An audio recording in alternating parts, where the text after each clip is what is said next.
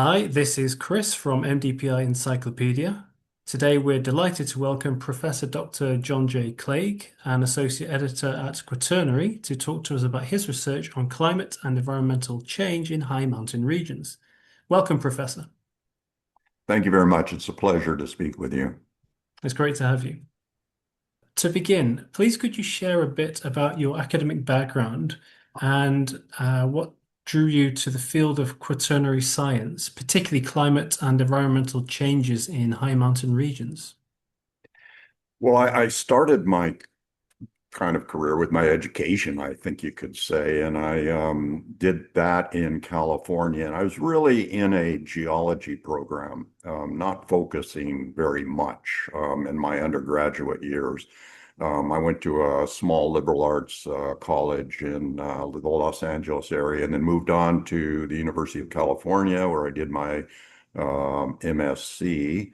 And I really began to develop an interest, I would say, in mountains and climate when I began my PhD. I had a very influential prof at the University of British Columbia who was interested in such things. And I do remember one triggering event. It's a tiny thing, but it's interesting that, a small event can really change your direction or alter your direction a bit. And that was I was given a coffee table book written by Austin Post and Edward LaChapelle, and it was called Glaciers.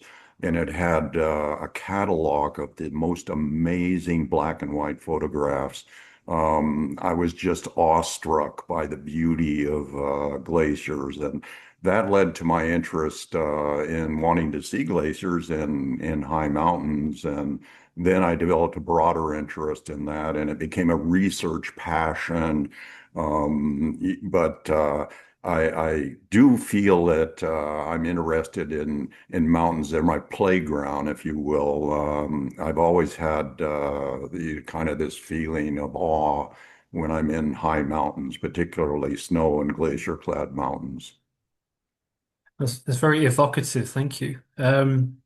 So, as an associate editor of Quaternary, what distinguishes this journal in the field of paleo-environmental and climate research? And also, what motivated you to take on this editorial role?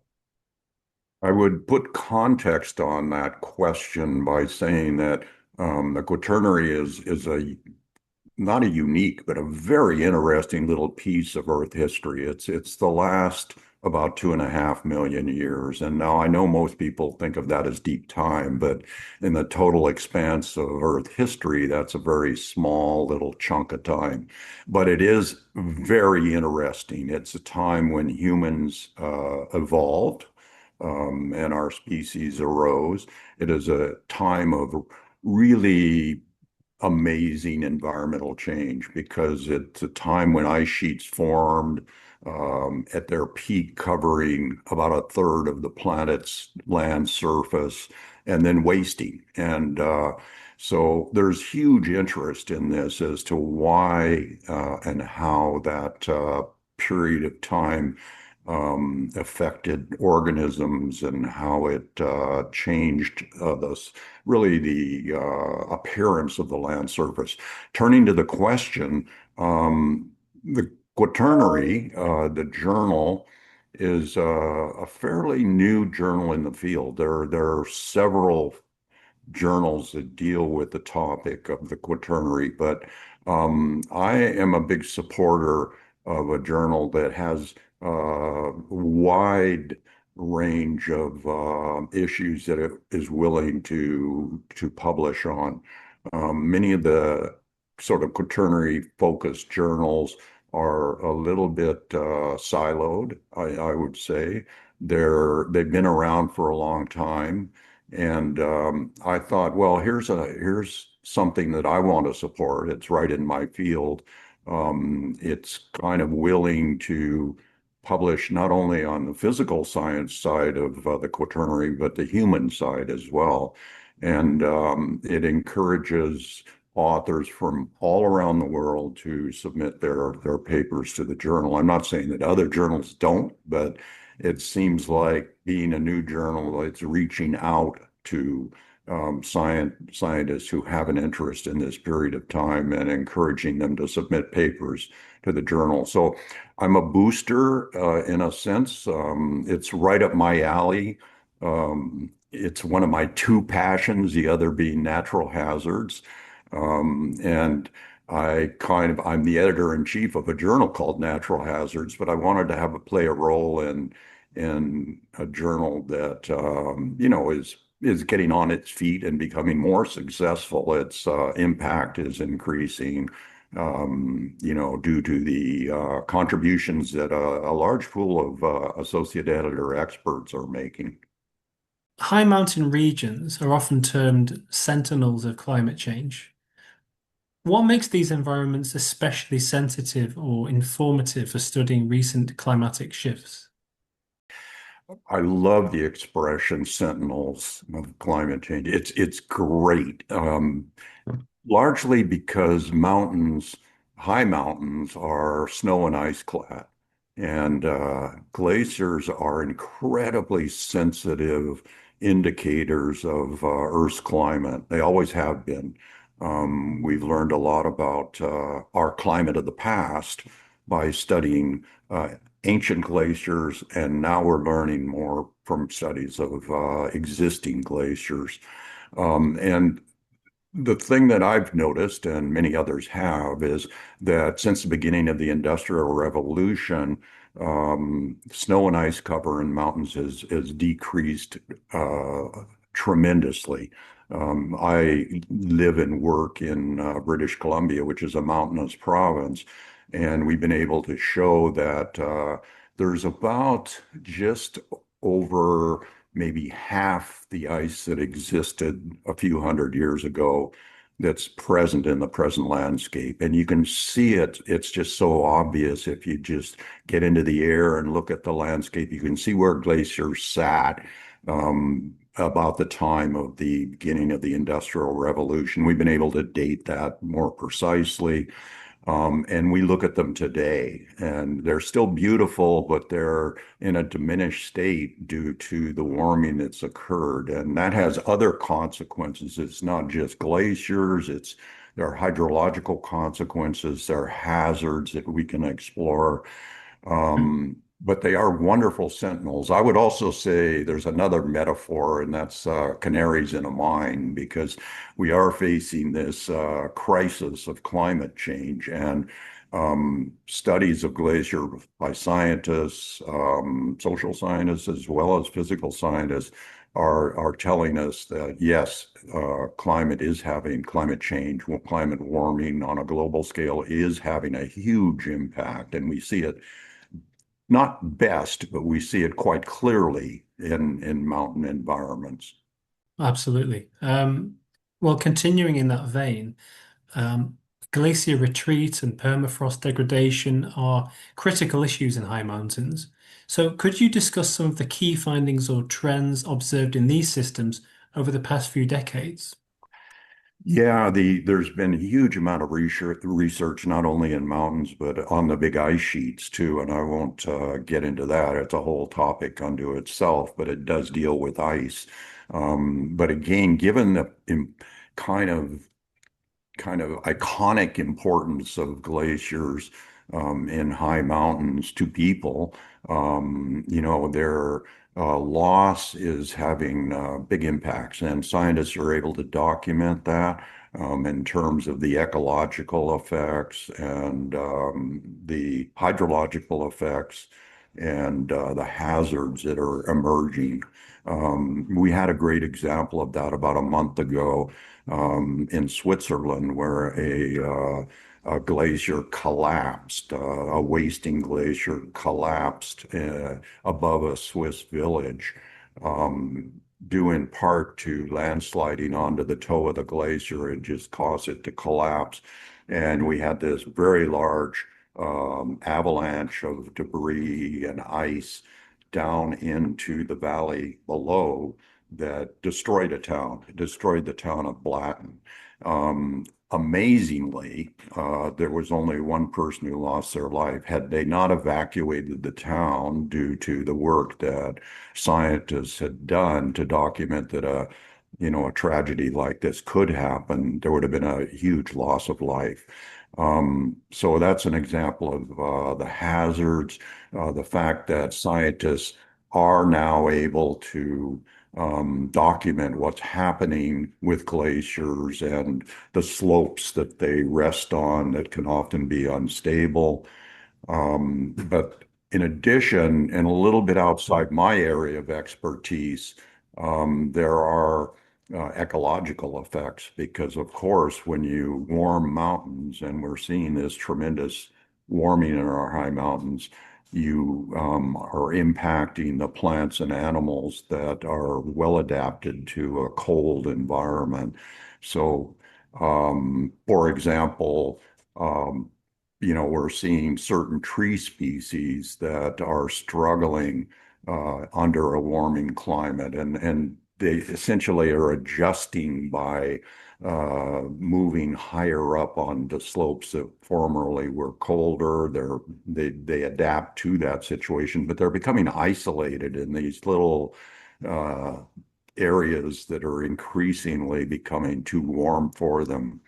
Um, Hydrologically, we're seeing a decrease in summer flows in some cases because glaciers are either too small to support the streams that they do during hot summer conditions, or they've totally disappeared. Thank you so much. Yes, we're seeing the effects of that in real time almost today. Moving on slightly then, beyond ice loss, what other environmental impacts, for example, ecosystems, hydrology, hazards, are emerging as major concerns in high altitude regions due to climate change? Yes, we are seeing warming actually on a scale that's larger than that we normally experience outside high mountains. It's one of the two places on the planet, well, three places on the planet where warming is kind of larger than we might normally think. One being the Arctic, the other being the Antarctic, where we're having tremendous warming. The other are high mountains. They just amplify the warming effect. So, in terms of the ecological impacts, we're seeing, um, plants and animals having to adjust to a warmer climate. The typical ecosystems that exist in high mountains are adapted to very cold winters, often to snow cover and even the presence of ice, which creates meltwaters that are at the freezing point.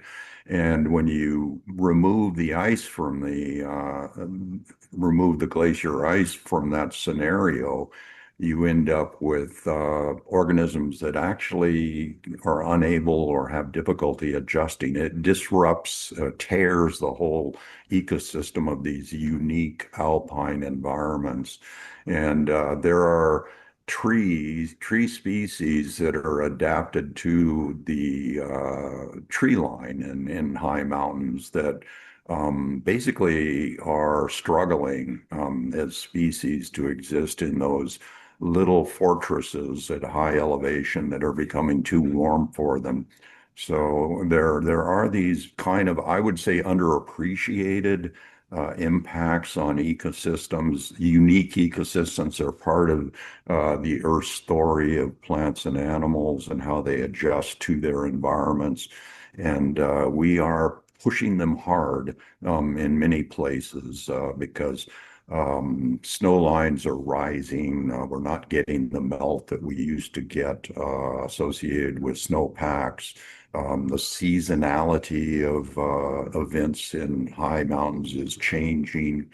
And a little further afield, we're seeing some of the largest impacts, and that's on aquatic animals such as salmon. Where I live in British Columbia, there are 6 species of salmon that spawn often in the headwaters of glacially fed streams. And we're seeing summer temperatures in those streams increasing to the point where it's affecting the survival of fish that are moving up into their spawning areas. Um, we're also seeing reductions in the amount of water that some streams are carrying simply because the amount of snow and ice is diminishing.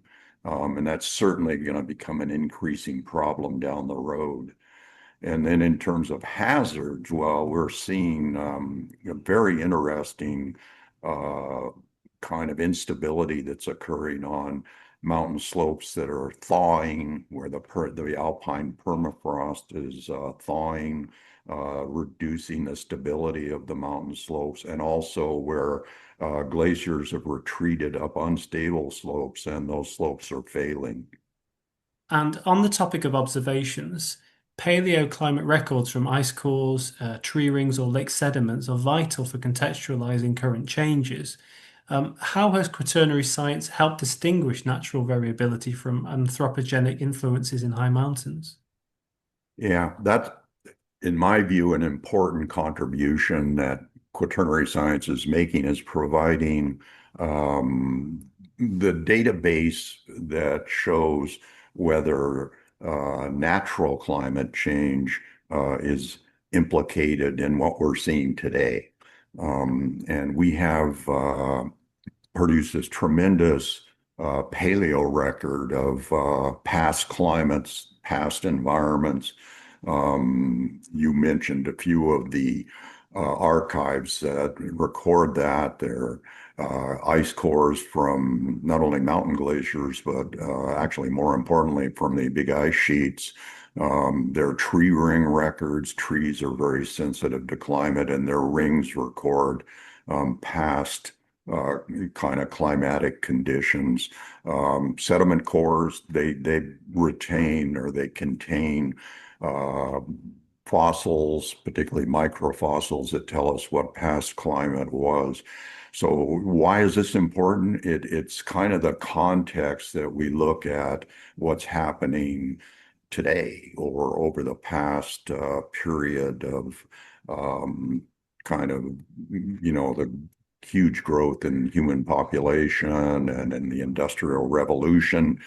And what they're telling us, I think, is that yes, there has been, of course, tremendous environmental and climate change in the past. You can't deny that. And a lot of it is driven by natural factors that quaternary scientists have unraveled.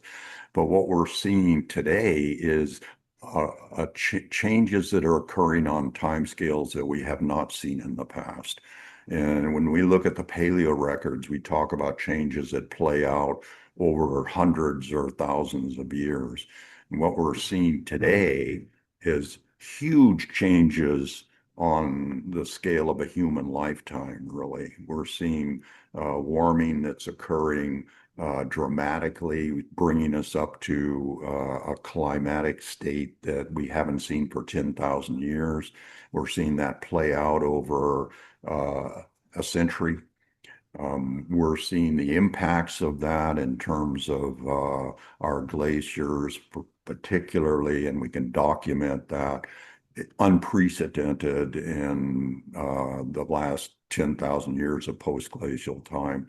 So it tells us that there are other factors at play than natural factors. And so that's, one obvious one is human emissions of greenhouse gases, particularly methane and carbon dioxide.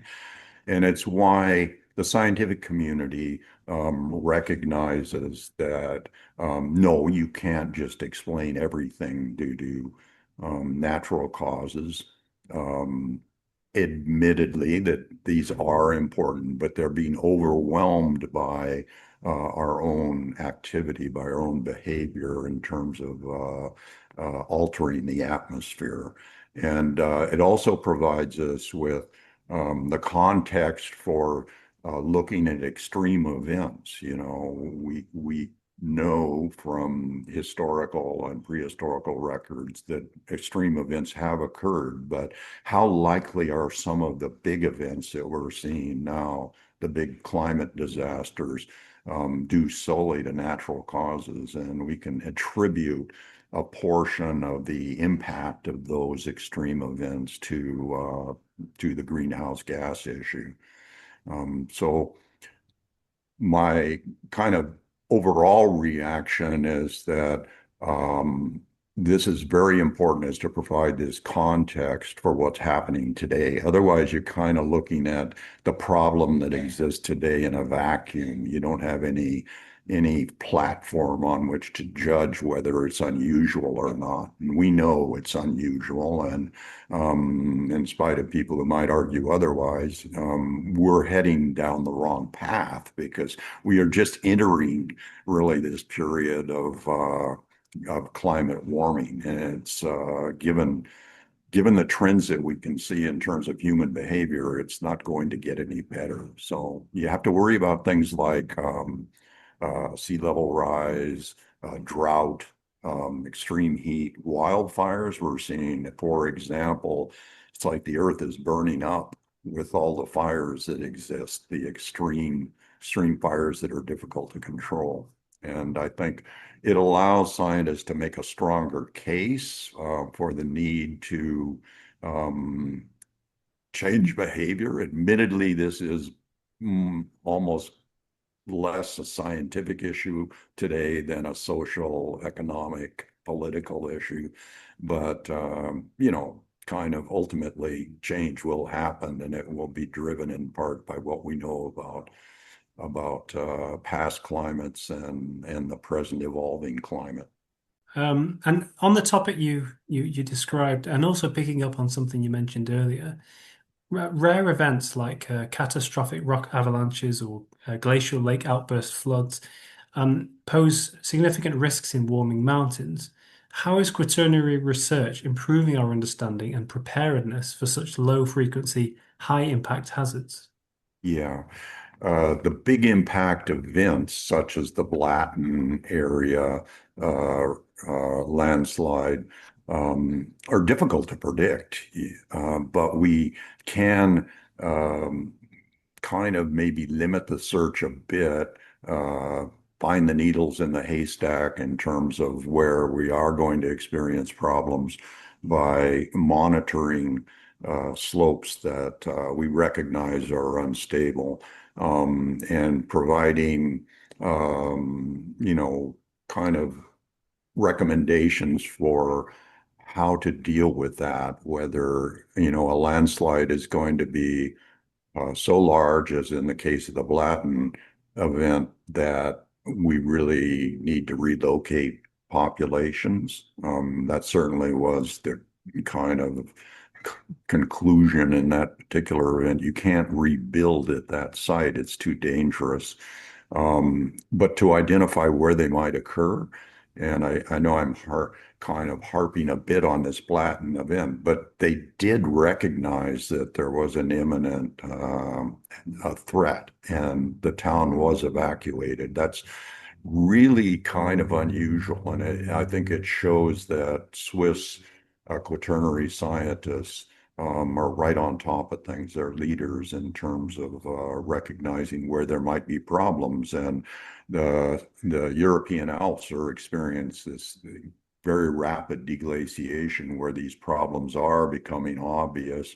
And European quaternary scientists are really, along with the Chinese scientists, are leading the way in terms of trying to identify places where there could be a loss of life or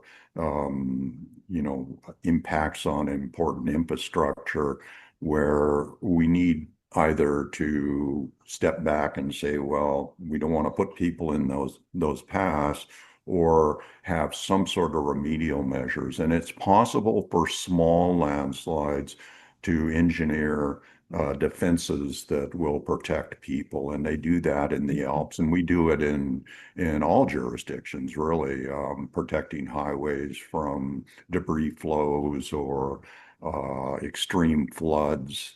We're learning as we go, but we're way further advanced now in terms of kind of identifying dangerous places in the landscape. And I really need to say that this is driven in part by our better understanding of these types of events, but it's also driven by technological innovation. There are some really powerful remote sensing tools, such as LiDAR and INSAR, that allow us to find these needles in a haystack to determine where there might be a problem. Yes, there's a cost in acquiring those data sets, but I think that's where we're heading is to provide these types of information on a global scale. And it's going to start with certain countries that are very advanced, like Switzerland and Norway, but it's going to find its way out into, all countries where high mountains present certain hazards. The Andes, high mountain Asia, for example, they're doing some pretty good work there.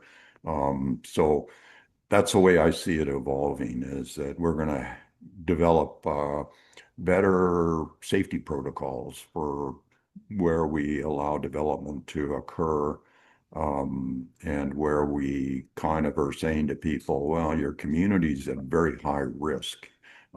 We can't force you to move, but you might want to think about relocating to a safer site nearby.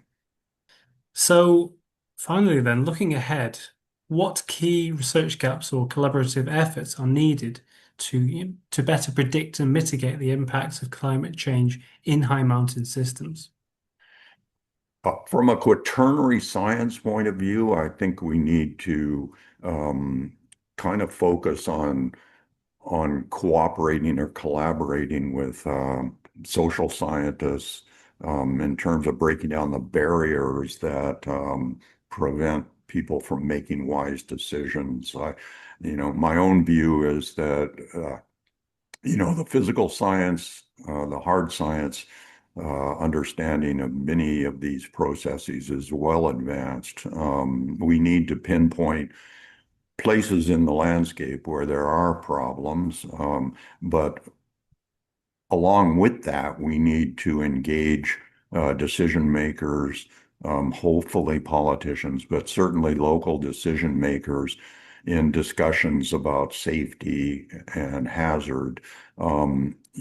Kind of a lot of this is going to be involve, I think, dealing with the problems that are arising from climate change. And I'm not convinced that we are going to be able to make the transition to clean, green energy fast enough to prevent these problems from emerging. So a lot of it's going to be kind of dealing with the consequences. And by dealing with the consequences, I mean ensuring that as best we can within an altered mountain world, that we are best protecting people and the infrastructure that goes along with it.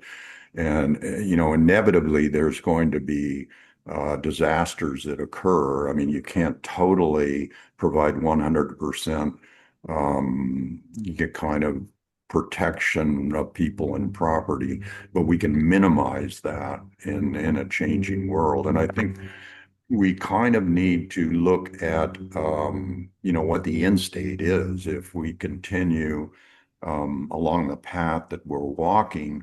There's going to be no more glaciers in the conterminous United States, and glaciers in high mountain Asia, glaciers in the Andes are going to be much reduced. These, particularly the latter, the high mountain Asian and Andean glaciers, are incredibly important because these are populated areas. Millions of people are going to be affected by a reduction in water supply, by the changes that occur, the sort of aesthetic changes that are kind of affecting people's cultures and well-being.